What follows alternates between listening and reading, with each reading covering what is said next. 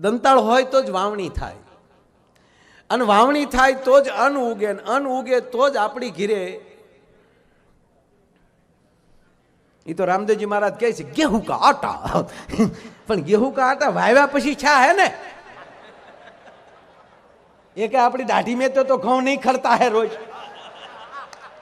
तो वावना तो पड़ता है ना भाई. मेरी हिंदी बराबर है ना मुकेश? અરે હમણાં સપૈયા ગયો તો મને કે હિન્દીમાં જ બોલજો, અહીંયા 75% મને કે હિન્દી વાળા છે. આણ જે મેં પછી શ્યામભાઈ હિન્દીમાં જે પ્રોગ્રામ આખો કર્યો, નો હિન્દી વાળા નો સમજે ગયા, નો ગુજરાતી વાળા સમજે ગયા. એની વસો વૈશ મારો પ્રોગ્રામ હોય છે હાડા હાડા હાડ કર.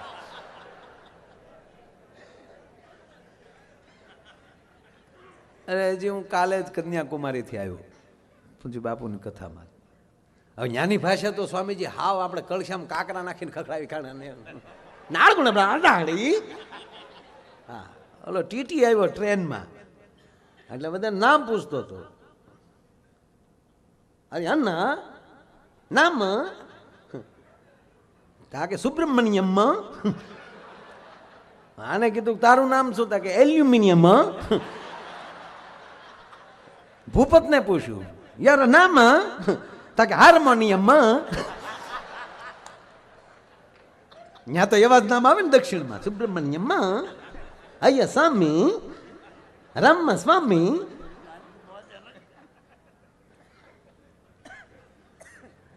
લોલો ટીટી વીયો જો ભાગો ભાગો, આ તો માલ ગાડી લાગે. આમાં તો ભંગાર ભર્યો બધો.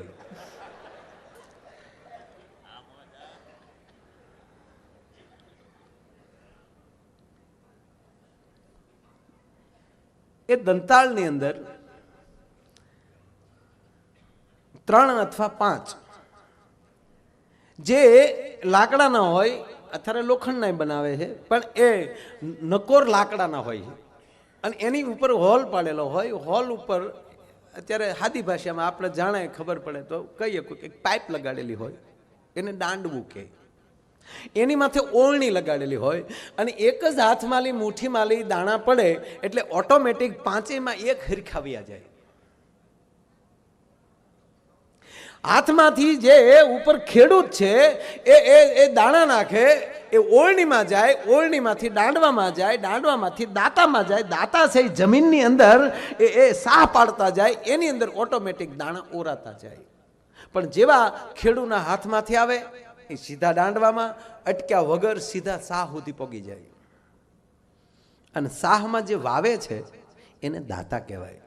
દાતાને એ ખબર નથી હોતી કે હવે અમે વાવી નાખ્યું એમાં કેટલાયના પેટ ભરા હે. એમ અહીંયા બેઠેલા મારા દાતાઓ, ભગવાન નરનારાયણ ભગવાન એને જેટલું આપે છે એ ઓળણીમાંથી હોહરવું, એમ કહેવાય કે જગતની અંદર આવું વાવતા જાય છે એટલે એને દાતા કહેવાય છે. હે, એને પોતાને ખબર નથી કે હું દાન આપું છું, શું કામ આપું છું. અને આવી રીતે જે વાવણી કરતા જાય છે એ દાતાઓને જગત હાચવતું બહુ હોય. જગત હાચવે એટલું નહીં, મારા બાપ એના પરિવારની જવાબદારી એનો સદગુરુ અને એના પરિવારની જવાબદારી ભગવાન લઈ લેતો હોય કે તું આવી રીતે આપે છો, આજ પછીની જવાબદારી મારી છે, હું તને આપીશ. અને દાતાર કોઈ દી દુબળો ન થાય. હા, જે બીજાને આપે ને એને ભગવાન આપે, એ નિયમ છે.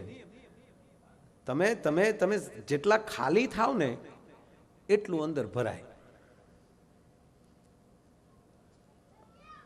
જેટલી ટાંકી તમારી પાણીની ખાલી થાય એટલું જ પાછું પાણી તમે ભરી શકો તો જ ભરાય, નહીતર કાંઈ પછી એમણે પડી જ રહેવા જોઈએ. ખાલી કરવી જ નથી, પૂરા પડે અંદર. એ પાણી વાસ મારી જાય. એમ ઘણાના રૂપિયા વાસ મારી ગયા હતા ભાઈ. એ બધી વાસ મોદીએ કાઢી નાખી. હાવ હાછારા.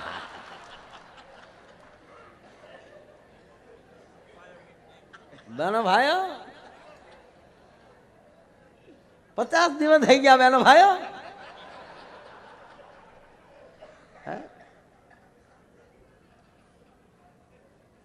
દરેક વસ્તુની આયુષ હોય છે. મોદી હજી કઈક સારું કરશે. મને તો વ્યામ પડે ગાંધી બાપુને કાઢી નાખવાના. આવી નોટ આવી છે ને એવા ગાંધી બાપુ નહીં રાખે. કારણ કે હું કામ ખબર એ કે ખોટા રાષ્ટ્રપિતાને જેન તે ધંધામાં સડાવવા એમ. કારણ કે આપણો રાષ્ટ્રપિતા છે એ ગમે ધંધામાં ન જવો જોઈએ. આ નોટ દાનમાં જ આવી જોઈએ.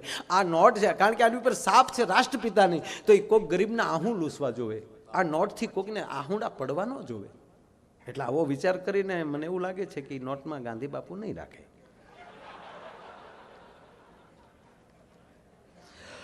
મારો નાથ હાસુ પાડે તો 50ની નોટમાં ગાંધી બાપુ નહીં આવે.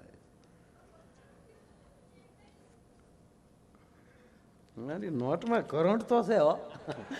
પગને તળિયે નોટ કહી ને તો તાળવા મળે ત્યાં ભાઈ ભાઈ.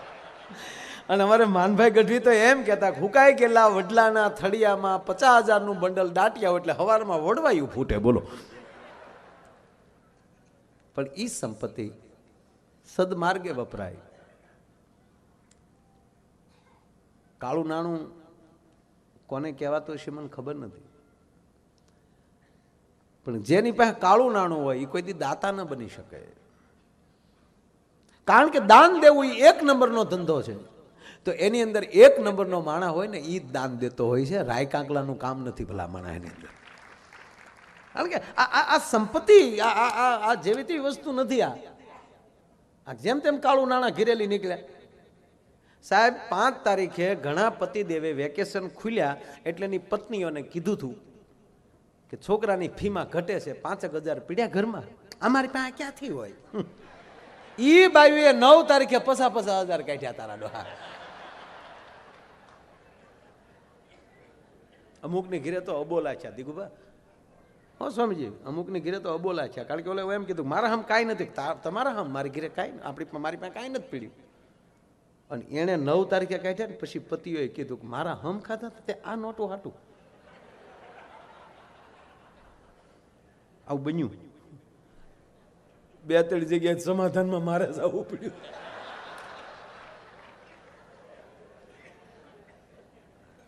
અને હકીકત છે તમે જેવું બોલો ને એવું ભગવાન કરી દે.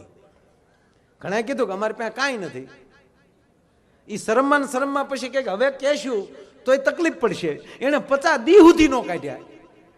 થઈ ગયા કાગળિયા. સત્યનારાયણની કથા હવે હાશી પડી. બોલો. સત્યનારાયણની કથામાં છે ને પ્રસંગ, દંડી સ્વામીનું રૂપ ધારણ કરીને વાણિયો અને એનો જમાઈ બે આવતા હતા. સાધુ નામનો વાણિયો ધન કમાઈને એને દંડી સ્વામીનું રૂપ ધારણ કરીને ભગવાન ઉભા રહ્યા છે.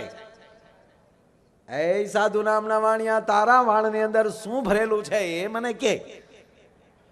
ચતુર્વાણિયાને એમ થયું કે કદાચ કોઈ મને લૂંટી જશે, એટલે કીધું કે મહારાજ મારા વાણની અંદર વેલા ને પાંદડા સિવાય કાંઈ ભર્યું નથી. કે તથા અસ્તુ. અને વાણ દરિયામાં તરવા મળ્યું. જોવે છે તો ઝવેરાત હતી, વેલા ને પાંદડા થઈ ગયા. એમ ઘણી બહેનોએ કીધું હતું કે અમારી પાસે કાગળિયા સિવાય કાંઈ નથી. એ 50 દી પછી કાયદેસર કાગળિયા થઈ ગયા. તથા અસ્તુ.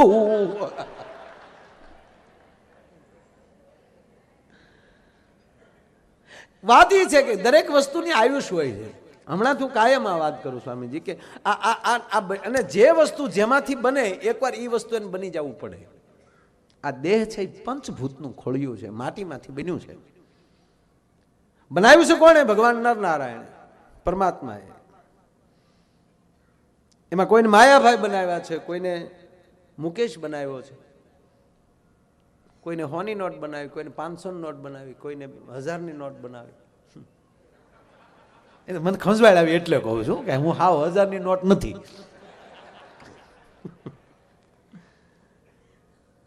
પણ બનાવી છે કોને? ભગવાને. અને જ્યારે એ એનો હક પાછો લઈ લેશે આપણી ઉપરથી ત્યારે પાછા માટીમાં ભળી જાવ. કારણ કે માટીમાંથી બન્યા હતા. આ નોટ કાગળમાંથી બની. એ બનાવી કોણ? અને ગવર્મેન્ટે બનાવી છે, ભારત સરકારે બનાવી છે. એની અંદર ચોખ્ખું લખ્યું છે ગવર્નરે કે હું આને 100 રૂપિયા ભારત સરકાર, ભારત દેશને 100 રૂપિયા દેવાની પ્રતિજ્ઞા લઉં છું. એઠે ગવર્નરની સહી. એકમાં લખ્યું કે હું 500ની નોટ અદા કરું છું, એકમાં એમ લખ્યું કે હું 1000ની નોટ અદા કરું છું. એ જેણે લખ્યું હતું એણે પાછો હક લઈ લીધો, એટલે એ 500 ને 1000 હતા એ પાછા શું થઈ ગયા? કાગળ. પણ મને કહેવાય ગયો કે જે નોટું બંધ થઈ ગઈ એમાં હું જે નોટું ઘસાઈ ગયેલી કડકસલી વાળી હાવ જૂની થઈ ગયેલી જોઉં ને, એ નોટુને ધન્યવાદ આપું છું ને. નોટું તે આનંદમાં છે. શું કામ? કારણ કે કયક જગ્યાએ એમ કહેવાય કે ક્યાંક અન્ન ક્ષેત્રમાં, ક્યાંક મંદિરોમાં એ વપરાતી જૂની થઈ ગઈ. ઉપાધિ તો ઓલી કડકડક્યું ને છે હાવ. હજી ગયા વર્ષે જ બન્યું છું અને હજી બેંકમાં કડકડિયું પડ્યું છું, એને રોવું પડે છે કે હાય હાય, હું હતી 1000ની નોટ પણ હું કાંઈ સમાજને કામ ના આવીને હમણાં મારે ખોટું પડી જવું. એમ સાહેબ, આ દેહ મળ્યો છે ભગવાનનો, આ ભગવાને આપણને દેહ આપ્યો છે, એને આવા સંતોના કાર્યની અંદર ઘસાતા ઘસાતા કદાચ આપણને ગઢપણ આવી જાય ને તો એવા કાર્યો કરીને ગયા હશું ને એટલે આપણે આંખમાં આહુડા નહીં આવે. ભગવાન તમને લેવા હામો આવશે. વયાય મારા વાલા, વયાય મારા વાલા, તું સમાજમાં એવા કાર્યો કરીને આવ્યો છો